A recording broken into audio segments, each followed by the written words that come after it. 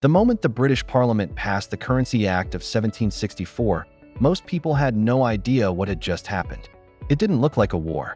No soldiers marching, no cannons firing, just a few pages of legal text, dry, technical, forgettable. But inside those pages was a fuse. And once it was lit, the entire American colonies would slowly, silently, and inevitably move toward a revolution that would rewrite global power. Before we go deeper, subscribe. These hidden financial stories are the ones that explain how the world really works.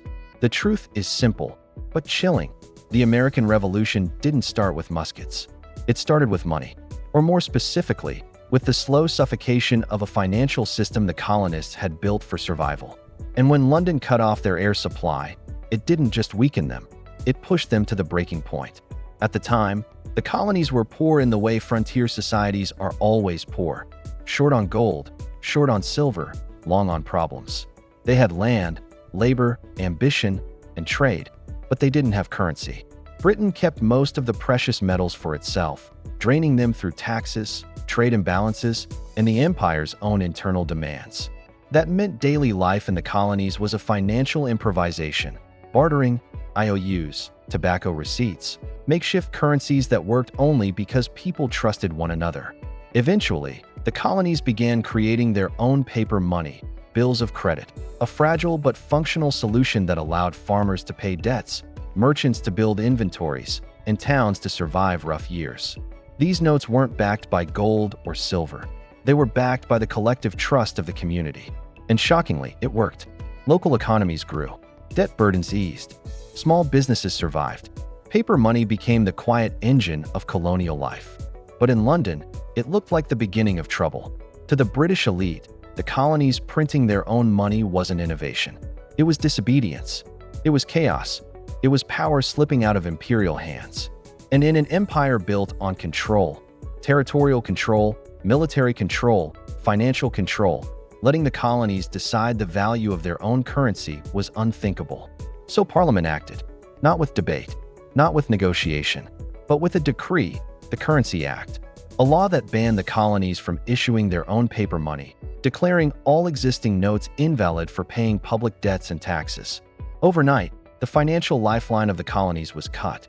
What had once been money was now worthless paper. The effect was immediate and brutal. Small farmers plunged into debt. Merchants lost working capital. Local governments struggled to fund basic operations. Trade slowed. Prices rose. British creditors, safely insulated from the chaos they had created, suddenly demanded repayment in gold and silver, metals the colonies scarcely had. It was a slow, grinding financial chokehold, and it worked exactly as intended. The colonies had been placed on a leash. But like every financial leash ever forced on a rising society, it pulled too tight. Years later, Americans would celebrate the Tea Act, the Stamp Act, and the Boston Massacre as the events that sparked revolution. But beneath all that noise, the real fuel was economic frustration, anger at a monetary system designed to keep the colonies dependent and weak. People don't revolt over ideology. They revolt when the system becomes impossible to live in. And by the late 1760s, the system was suffocating. Merchants complained they couldn't operate. Farmers claimed they couldn't survive. Even loyalists, those who defended Britain, privately admitted the financial strain was unsustainable. The Currency Act didn't just cause hardship. It created resentment. Resentment turned into suspicion. Suspicion hardened into fury. And that fury began pointing toward London. By the early 1770s, the colonies were financially starved and politically humiliated. Their economy had grown, but their monetary freedom had been crushed. And inside that tension, something else began to take shape. Something quiet, subtle, and extremely dangerous for the British Empire. People started asking a question no empire wants to hear. What if we controlled our money again? That question didn't stay quiet for long. It spread into taverns, assembly halls, marketplaces, church steps, anywhere people gathered to survive the growing crisis. And as the economic pressure intensified, a realization slowly emerged. The colony that prints its own money controls its own destiny. The colony that cannot belongs to someone else. And just beneath the surface of colonial frustration, a new idea formed. Fragile at first, then powerful enough to shake the world. independence wasn't just about politics. It was about financial survival. The deeper you go into the 1760s, the more you realize the colonies weren't just living under a political monarch, they were living under a monetary monarch. Every coin, every bill, every debt, all of it answered to London. And by 1764, the British Empire believed it had found the perfect tool to discipline an increasingly confident set of colonies. Not soldiers, not ships, not muskets, paper. To London, the colonies' experiment with their own paper currencies looked dangerous, reckless, even. Inflation, defaults, competing money systems, it all seemed like chaos to British officials who were clinging to the stability of imperial gold and silver. What they didn't understand was simple. The colonies were inventing a financial system because they had no choice.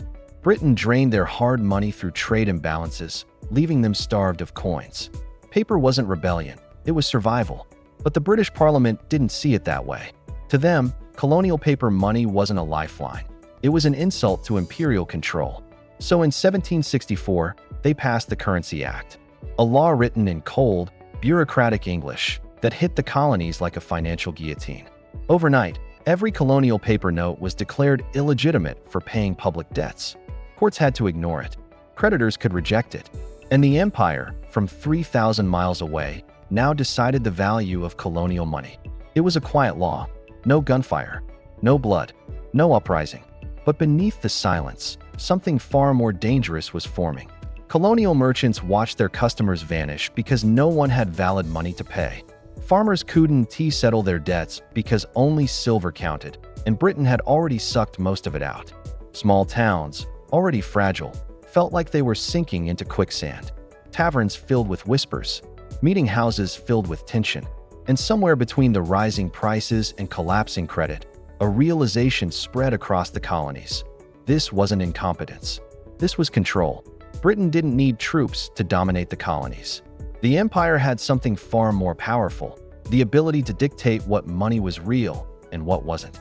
Because if you control someone's money, you control their choices, their trade, their ambitions, their future. And for the first time, colonists began asking a forbidden question. If the empire controls our money, what don't they control? Benjamin Franklin understood the danger instantly. He'd spent years defending colonial paper money, arguing that prosperity itself depended on it. When Parliament ended it, he didn't hide his frustration because he knew exactly what it meant. The colonies would never have been reduced, he later wrote, had they not been deprived of their own currency. Franklin wasn't speaking economically. He was speaking politically. The Currency Act didn't just restrict money. It restricted power, and it smothered the colonies' ability to breathe. Credit, the invisible oxygen of early American life, evaporated. Businesses folded. Debtors' prisons filled.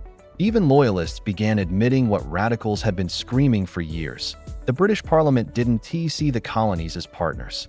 It saw them as assets, as extraction points, as territories that existed to enrich London, not themselves. The tension grew quietly, like pressure building behind a dam. You could feel it in the letters merchants sent across the Atlantic, begging for relief. You could feel it in the sermons about justice and the rights of man. You could feel it in the way colonial assemblies suddenly grew cautious and angry about every new British law arriving by ship. Money had exposed something Parliament never intended. The colonies were beginning to think of themselves as a separate economic body, one that didn't need permission to survive. Yet London pressed on, confident the act would restore order. What it restored instead was resentment, a slow-burning resentment that spread through taverns, farms, ports, and courts. Colonists may not have agreed on independence, but they all understood this. Without control over money, they had no control at all. And this is where the story takes a darker turn.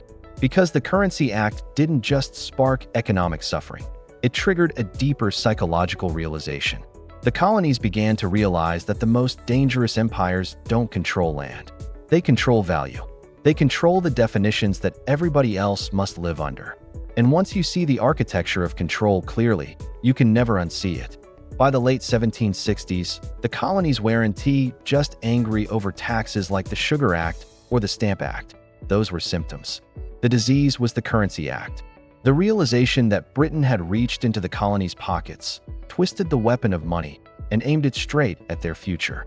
And quietly, in the background, a movement began forming, not of soldiers, but of thinkers, merchants, printers, and farmers, asking one question with terrifying clarity. If Britain will not let us control our own money, why should we let them control our destiny? That question simmered beneath every riot, every protest, every pamphlet. It was the spark beneath the sparks, the quiet beginning of something Britain could not stop.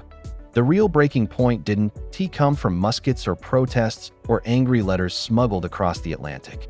It came from silence, the kind that spreads through a community when people realize the numbers in their pocket are no longer real. By 1764, that silence was everywhere in the colonies. A farmer selling grain wasn't thinking about Parliament or philosophy. He was thinking about the fact that the paper he accepted yesterday wouldn't buy the same loaf of bread tomorrow. Stability had been replaced with doubt. And doubt, once it enters the bloodstream of a monetary system, spreads faster than any rebellion. In taverns from Boston to Philadelphia, conversations that once centered on crops or weather shifted into hushed whispers about debt, scarcity, and why the British seemed determined to make life harder. People didn't phrase it like economists. They phrased it like parents, like business owners, like people who suddenly felt smaller in a world that treated them like they existed on someone else's balance sheet. The Currency Act didn't feel like policy. It felt like a punishment. It felt like London reaching into every pocket and removing the one thing the colonies had built for themselves: flexibility. Colonial paper money had flaws, counterfeiting, depreciation, a lack of uniform standards, but it was theirs. It responded to their needs, their shortages, their opportunities. Removing it was like cutting the rope of a climber halfway up a cliff. Merchants were the first to panic. They watched transaction volume slow, then stall, then collapse. No money meant no business. No business meant no taxes. No taxes meant more pressure on local governments already gasping for stability. The entire economic infrastructure, fragile, improvised, but functional, buckled under the sudden weight of a foreign decree. And the colonists noticed something else. Parliament wasn't confused. Parliament wasn't blind. Parliament knew exactly what it was doing. By restricting money, Britain wasn't just asserting control. It was tightening a chokehold. Because in the British mindset of the time, the colonies existed for extraction, not empowerment. Their role in the imperial system was to provide raw materials and buy British goods. They weren't meant to build their own industries. They weren't meant to grow economically independent. And they definitely weren't meant to have their own monetary system. Money was power, and Britain understood that better than anyone. The Currency Act of 1764 wasn't a law. It was a signal. The clearest, coldest signal a government can send. We control your future, not you. And that's when the colonies began asking a different question. Not how to fix the system, but how to escape it. Once that thought enters the collective mind of a society, it's almost impossible to reverse. The Currency Act didn't start the American Revolution with gunfire. It started it with pressure, with humiliation, with the slow, painful realization that a people without control over their money do not control their destiny. Money became the quiet spark that lit the fuse long before Lexington and Concord. And when colonial newspapers printed complaints, Britain dismissed them as overreactions. When merchants begged for relief, London said the colonies needed discipline. When legislatures wrote petitions, Parliament ignored them, because from across the ocean, the suffering seemed mathematical, not human. But inside the colonies, it felt like suffocation. Generational wealth evaporated as debts became unpayable. Businesses collapsed because no one could transact. Trade froze because no one trusted the remaining notes. And in living rooms lit by candlelight, families rehearsed questions they never thought they'd have to ask. Who decided we should struggle? Why are our hands tied? And how much longer can we survive like this? It was in those everyday moments, not the battlefield, that the revolution quietly began. And the British never saw it coming. The pressure inside the colonies felt like a tightening fist wrapped around every merchant's throat. People didn't describe it as economic policy. They described it as a slow suffocation. You could be a farmer, a tavern owner, a printer, a carpenter. It didn't matter. The moment the Currency Act hit, your world narrowed. Your debts grew heavier. Your options grew smaller. And your future suddenly felt like something being dictated by men who had never stepped foot on your soil. Colonial newspapers began whispering the same question, over and over, as if the words themselves were trembling. How long can we live like this? There was something eerie about how fast confidence drained from the economy. Before the act, people exchanged notes with trust, imperfect, yes, but functional. After the act, transactions felt like they were coated in frost. Every deal had hesitation in it. Every purchase carried a second thought. People began hoarding silver because paper felt contaminated. And that shift, that subtle movement away from circulation toward fear, was the real beginning of the end. London didn't feel the panic yet. From its polished rooms, the decision looked neat on paper. A matter of discipline, a matter of imperial alignment. But 3,000 miles away, in a world held together by fragile promises, it was gasoline. And every day, someone new struck a match. The colonies began to develop a strange, collective awareness, a kind of shared instinct that something enormous was beginning to crack. It wasn't political at first. It was survival. When people can't pay their debts, when businesses can't function, when governments can't fund themselves without begging a distant parliament, rebellion doesn't feel like ideology. It feels like math. Benjamin Franklin sensed the shift early, almost before anyone else. When he traveled to London to plead for the return of colonial monetary rights, he wasn't speaking as a theoretician. He was speaking as someone who understood the psychology of a nation. He warned British officials that eliminating colonial currency would make beggars of the best farmers and tradesmen. They laughed him out of the room. That was their first mistake, because underneath the humiliation, something in Franklin's mind hardened. If London would not restore the colonies' right to issue money as they saw fit, then London was not simply ruling, it was strangling. And strangulation always produces the same two outcomes: submission or rebellion. Merchants began meeting in secret. Small-town leaders started discussing the act quietly after church. The anger wasn't loud, not yet. It was slow, controlled, like heat spreading through iron. And what nobody in London understood was that the colonies had seen money crises before. They survived the collapse of early banknotes. They survived shortages, panics, and market freezes. They knew how to adapt. But this crisis was different because adaptation was illegal. Their hands were tied by the very government claiming to protect them. That was the moment resentment evolved into something heavier, something closer to destiny. Every colony felt the pressure differently, but all roads led to the same realization: a nation that controls its money controls its fate. And the colonies no longer controlled either. By the early 1770s, it wasn't just the money that was collapsing. It was the illusion that Britain and the colonies shared the same future. When a law can crush an economy overnight, people don't forget. They don't forgive. They begin to remember their own power. And that memory, more than pamphlets, more than speeches, more than Boston's harbor full of tea, was the beginning of what the world would later call revolution. As the colonies watched their wealth suffocate under a law passed across an ocean, something irreversible began to form, not in speeches or pamphlets, but in the quiet, private corners where resentment hardens into resolve. The Currency Act didn't just attack their money. It attacked their autonomy, their dignity, their right to define the value of their own labor.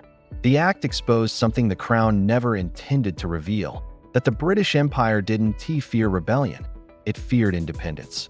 Not the political kind, but the financial kind. Because once a people understand how money works, who controls it, who benefits from it, and who is trapped beneath it, they stop being subjects. They start becoming citizens. And in that moment, the British Empire lost the one resource it could never print, tax, or legislate back into existence: trust. From the ashes of depreciating paper, from the wreckage of seized autonomy, the American financial identity was born. An identity built on suspicion of centralized power, on the belief that real freedom has to begin with monetary freedom, and on the warning that any empire, no matter how polished, will always use money as its first tool of control. The Currency Act didn't start the American Revolution with muskets or marching orders. It started it with accounting tables, with ledgers, with the invisible hand of a distant government tightening just a little too hard. And that's why this story survives. Not because it's old, but because it keeps happening. Different names, different currencies, different governments. The same blueprint. Take the money, take the power. Assume the people won't notice until it's too late. But in 1764, they did notice. And once they saw the truth, they couldn't unsee it. And neither can we. If you want more deep-dive documentaries exposing the hidden forces behind money, power, and history, subscribe. The next chapter only gets darker.